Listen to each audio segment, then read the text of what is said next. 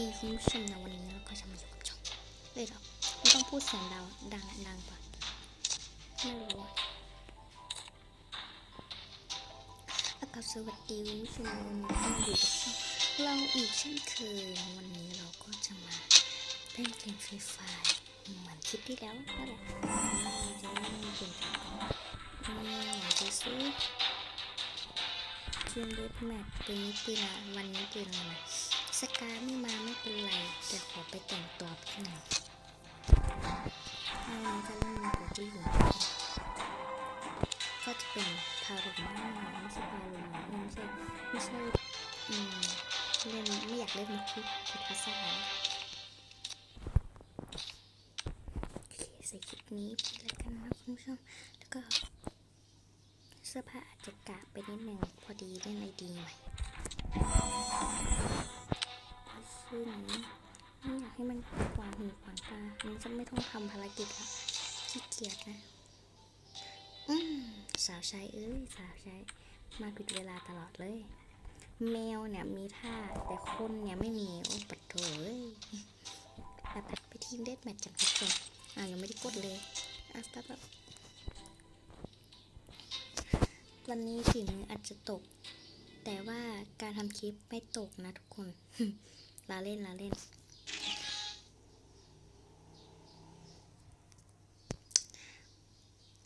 วันนี้ฝีมืออาจจะตกแต่ยังไงเราไม่ใช่เดี๋ยวไปแต่งใหม่นะคุณผู้ชม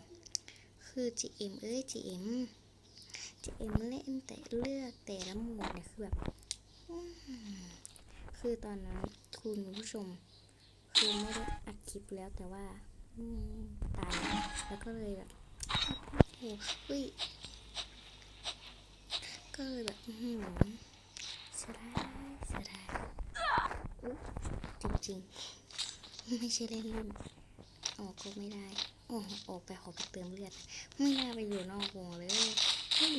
เพื่อนอยู่นอกวงเหรอนี่เลยจะคนก็คือเลือกกันหมดแล้วนะขอโทษนะผู้ชมพอโดนเผลอสับยิงไม่เก่งทำไมชีไม่เอาสกัดมาวะไม่ใช่สกาดิฟาร์มากับสกาได้ทั้งหมดโอ้ตั้งไอวอลจะได้เพื่อนนี่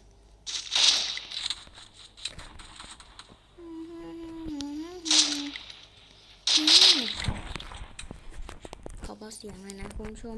ถ้าไม่ได้ยินก็ขออภัยคือว่ามันเล่นไม่โหด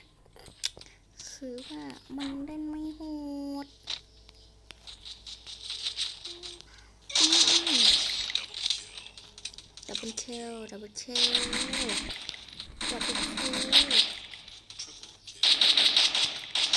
ม่ชินหัว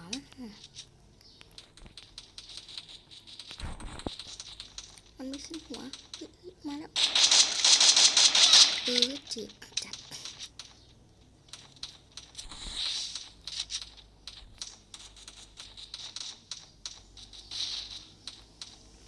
ไม่ถึง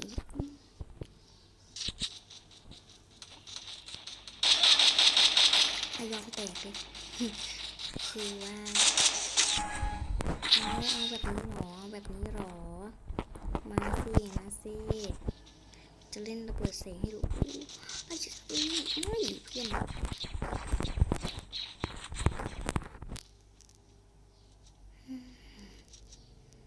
เราต้องรอมันมาตรงนี้ไม่อยากไปประชิดใกล้นะเอาเลือกมาไหนนะ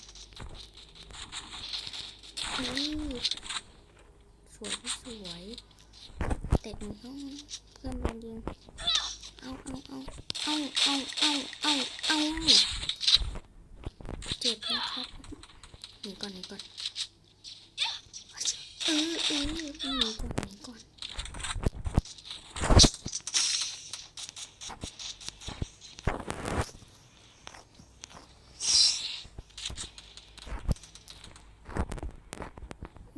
ขออภัยนะคุณผู้ชมคุณผู้ชมคงจะบอกว่าเล่นไม่เก่งยังจะมาทำคลิปอีก คือคนจะคิดใช่ไหมคือมันก็จะเป็นบางครั้งมันก็บางครั้งที่มันโหดนะคุณผู้ชมก็อย่าคิดไม่คิดก็แล้วแต่ขอให้ติดตาม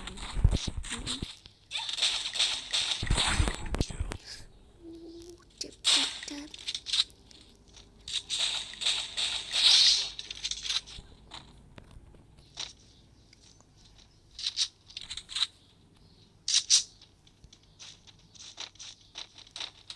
ตอนเนี้ยจานเลือด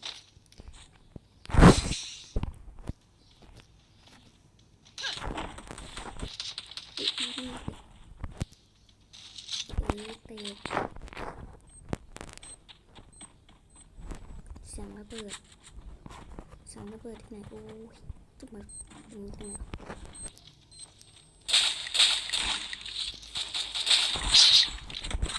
ใช้ระเบิดมันโกงไปเปล่าฮะอ้าวกระสุนหมดห้าวเกินไปคุณผู้ชมกระสุนหมดเลยกระสุนหมดไหมหมดคือกระสุนมันหมดคุณผู้ชมเน็ตมันก็คงจะกักหน่อยนะอย่าคิดมากอ้วไม่รู้ว่าจะพูดว่าอะไรลิ้นพันไปหมดแล้วแหละคุณผู้ชม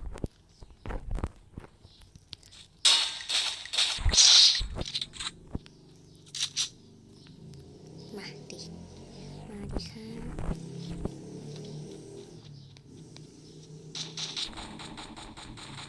เฮ้ยเพื่อน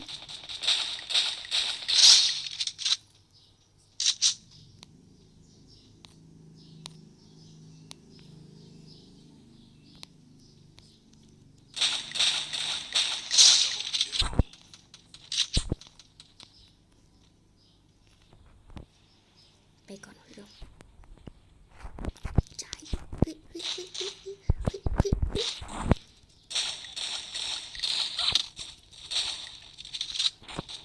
กระสุนไม่ว่าแต่กันว่ามันต้องดี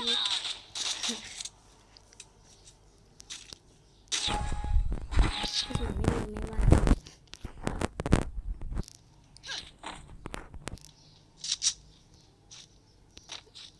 แอร์รอบเอามาทำไมเอ็มคิดแต่ปืนเอ็มคิดถึงตายแล้วดีแล้วมันเล่นขนาดปืนนี่ทุกคนก็อย่าลืมไปกดติดตามช่องพี่พศด้วยนะคนคงกดติดตามช่องพี่พศทั้งประเทศแล้วมั้ง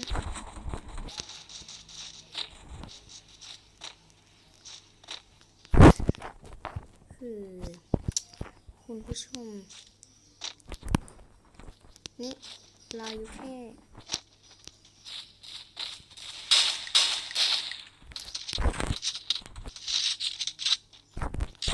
รู้หน้าไม่รู้อุ้ยมันจะเอาตัวมาทำไมอุ้ยจีบยอมให้ยิงดีไหมไต่แก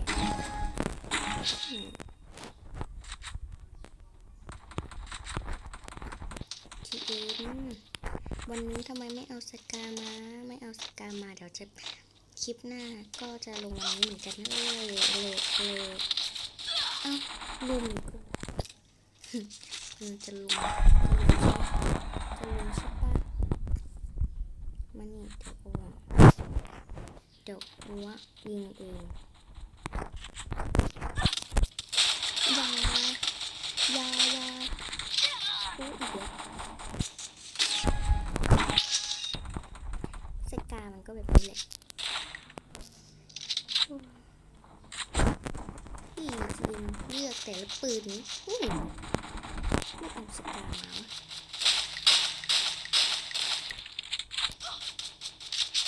มันเสียเวลาตรงอัพกระสุนนี่เลยสวยที่สวยเอาไม่ได้ของสวยพี่สวยแต่มีสิพี่แต่เราต้องยอมให้มันฆ่าเราก่อนนะคุณผู้ชมแล้วเราเป็นเขียนเลยเสื้อ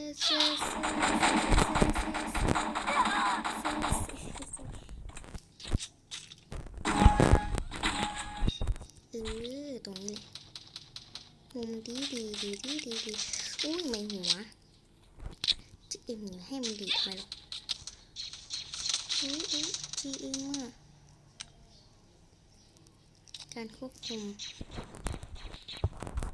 เองแล้วกัน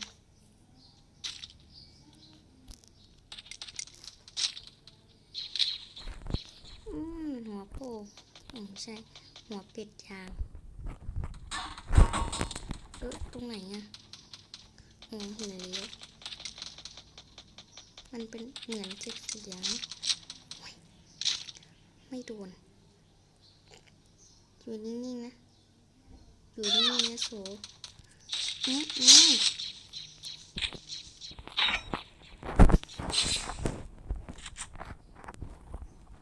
อยากได้2 ปืนอะ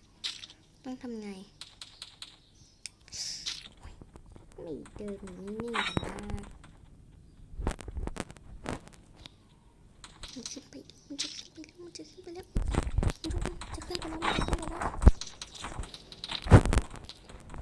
เราไม่เน้นที่ตรงไหนเราเน้นหัวเจ็บไปทั้งหัวใจเอาเลือดก่อนในบ้านเราต้องรอให้มันมาไหมคุยกับคนเยอะมันดีดคุณ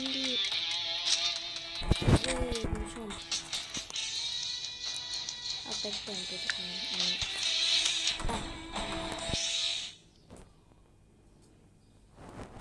คลิปมันยาวไปแล้วนะบ๊ายบายนะคุณผู้ชมแล้วก็เดี๋ยวมาในเกมหน้านะ